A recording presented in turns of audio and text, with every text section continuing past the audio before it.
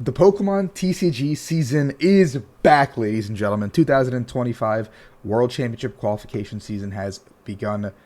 Not yet. I'm kidding. July 1st. So all of you who have been waiting in this weird gap that we have in the month of June, sitting, twiddling your thumbs, trying to figure out, oh no, our tournament's coming back in July. What am I gonna do? Am I gonna have to go outside and touch some grass, talk to my family, take care of my wife and kids? Psych, none of you are married, neither am I. If you are, congratulations, you're better than me. But I just wanted to say that looks like emails are being rolled out to a lot of organizers right now, saying that they are allowed to schedule their league challenges and league cups starting as of July 1st, which does mean that the season will begin. His email that Stephen Kent posted says that we are also excited to announce that video game championship events, previously known as Premier Challenges and Midseason Showdowns, will be moving to leagues as video game league challenges and cups as well as of July 1st. Please keep an eye on how you can do this later this month. And they just say additional information later this month. So what I do assume is, like, if this is the information for this week, like Pokemon, I think likes to do stuff on a week-to-week basis. So this could be the big information dump of this week, where stores and organizers can kind of start scheduling and doing whatever.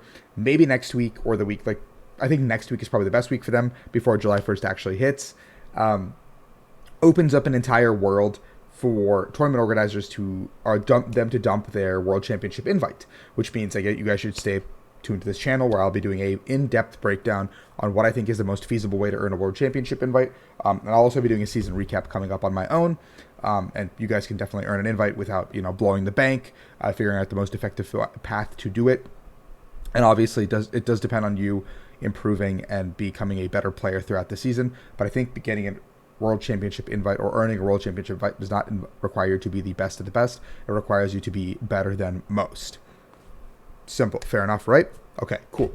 So today's video I actually wanted to talk about is not only that league challenges and cups are back, but I wanted to talk about what this impact is for VGC, because this seemed like a really cool topic going on the social media discourse, and I felt like it'd be a fun topic to cover today and just talk about in general, just because it is something new for the video game players and then them in general. So what I gathered from VGC or like what PCs and MSSs are, please correct me if I'm wrong in the comments below. Greatly would appreciate it. PCs and MSSs could kind of just be held by anyone, anywhere, if they were approved, like a TO. So you could do like a PC or an MSS at, like, I don't know, the same store on a back-to-back weekend, or like a Saturday and a Sunday in the same place, like two back-to-back PCs or two back-to-back MSSs or something like that. And PCs used to award more points, I think, and they were capped at 2, and then MSSs were capped at 6. No, maybe also 2? I don't know. Maybe they had 2 of each, and then it was like online tournaments as well awarded points. So a little bit confusing when I was looking stuff up, because a lot of stuff got way back machined, and I didn't really feel like clicking on a lot of through links. But so a little bit of the lack of due diligence on my own part. But we don't know how the BFLs are going to be affected, obviously, moving forward, because video game does have the added effect of online tournaments, so that it provides championship points. So Billa put this into perspective. Billa VGC, you guys can check his Twitter at. Billa is awesome. Barish does a lot of incredible work for the community, and he is a great source of information for both sides. So to put in perspective, he says, most TCG leagues had zero interest in hosting VGC events so far. This was compensated by individual professors hosting VGC events outside of leagues. These professors might no longer do this. So basically what I think he's implying, and I think is a strong way to put it, is that if your TO who has been running MSSs, PCs, whatever, for the love of the game, now loses their option, they have to be associated with a league. So now what this means from the TCG side, if you're a VGC player watching, is that you are kind of leaving in the store's hands to run it, and you have to incentivize the store in some way. So right now, Pokemon Go doesn't have that many locals, as you can see from their last season. I don't actually think there was a ton. So I don't really know how Pokemon Go is being incentivized, but for TCG, obviously, there's a vested interest in card shops or stores in general holding them, because card shop players will come in, buy product, buy food, they'll be there for longer, they'll get the fuck out, whatever, cool, call it a day. It feeds their product. It makes a lot of sense financially. And just like from a point of view perspective, like card shop players coming to a card shop or game shop and buying stuff makes sense. There's space for them to play tabletop and do tabletop things in general. That being said, also we have prize packs that are kind of being facilitated to local stores, which now also makes it so stores don't actually have to do store credit pricing, or they don't have to actually go into their own product and pull out packs for pricing. Like, it's a sad thing. It's a sad thing, right? Obviously, like if I go to a League Cup or a League Challenge and I win, and sometimes I walk out with like 5 prize packs and like $20 store credit for my $15 entry, and I'm like, thumbs up, what a great evening. And these prize packs supplement that aspect of I'm going to a tournament, nothing is coming out, and stores have something more to hand out, more attendance at leagues, more of these promos that I want to see come back. Like this summer had the Buddy Buddy Puffins and the Super Rods. But all that being said, for VGC, I don't know how they're going to incentivize it, right? Like, it's just going to come down to stores being like, yeah, we want to pick up VGC. We also care about the scene, but VGC events are going to run much quicker. Players might not come and buy as much. You pretty much have to just only give them store credit, and what are they going to do with store credit? Like, what pricing are you getting? Like, oh, cool, you paid $10 entry to play this event. What store credit can we offer you? Like, what are you going to do with your store credit? Buy some chips? Buy some cards? Like, buy some other board game before a board game store? That makes sense. But if they're just a card game shop, like, that doesn't make any sense, right? It's a little bit weird. So Billa also said he contacted every German TCG league in September offering to help start events, and basically not a single one responded.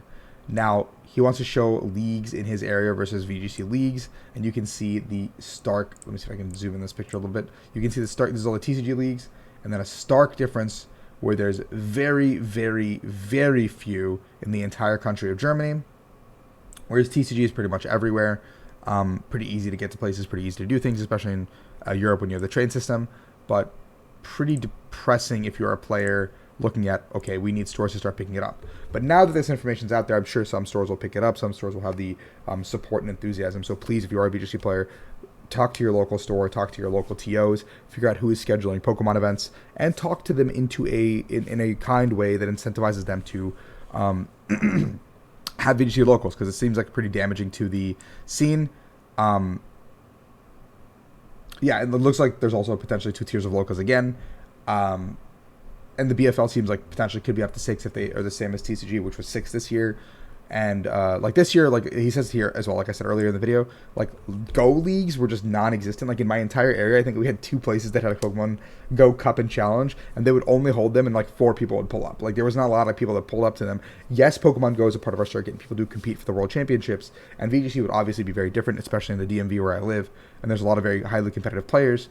But yeah, so and he does say here, VGC locals were getting out of hand, little to no monitoring, multiple events on the same day weekend. There had to be some changes. This just seems drastic. So we went from having total autonomy from people of like just organizers being able to do what they want, kind of making it a fun, like grassroots style event with a little bit of, maybe sketchy things happening in the background that people don't really like, can't really control, to having full control. We went from like a free, just everyone can do whatever they want, like a laissez-faire market, to like a communist economy type beat where like now you are under the gun of Pokemon and what they dictate.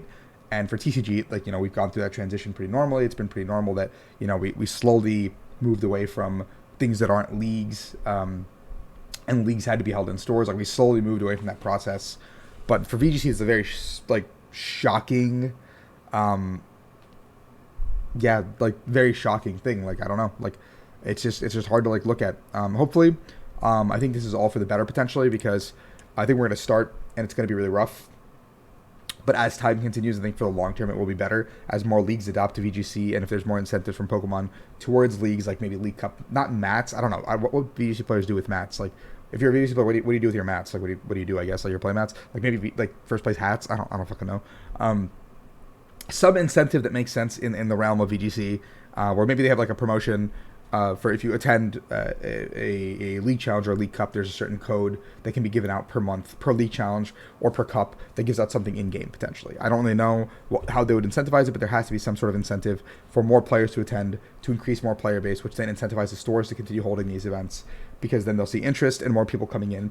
And the biggest overhead for stores is always food. Like snacks and drinks are like their biggest turnover on revenue. Like that's where they get a lot of their revenue, so you have to kind of support that and go into that. But obviously they don't want people coming into the store and eating up space that aren't going to buy more product or do other things. So I don't really know how this is going to work, but I think in the long term this is probably good. Just a really big shock at the beginning. It's going to be a big shock. So thank you guys for watching. If you guys are VGC players or have any thoughts on the issues, please let me know in the comments. I would love to hear them. I think it's a really interesting topic to me, because the economics and marketing part of this are something that I did for my degree, and I think that I'm very interested to see how this unfolds. Obviously, the Pokemon Company is crazy in terms of how they do some things, and we can't really control that. But I'm just here to observe and kind of make some social commentary on it. So thank you so much for watching. If you guys enjoy this content, please like and subscribe. Maybe I'll dip my toes into talking about VGT a little bit more. Not anything competitive, because I'm not good at that, but the social commentary, sure. Peace.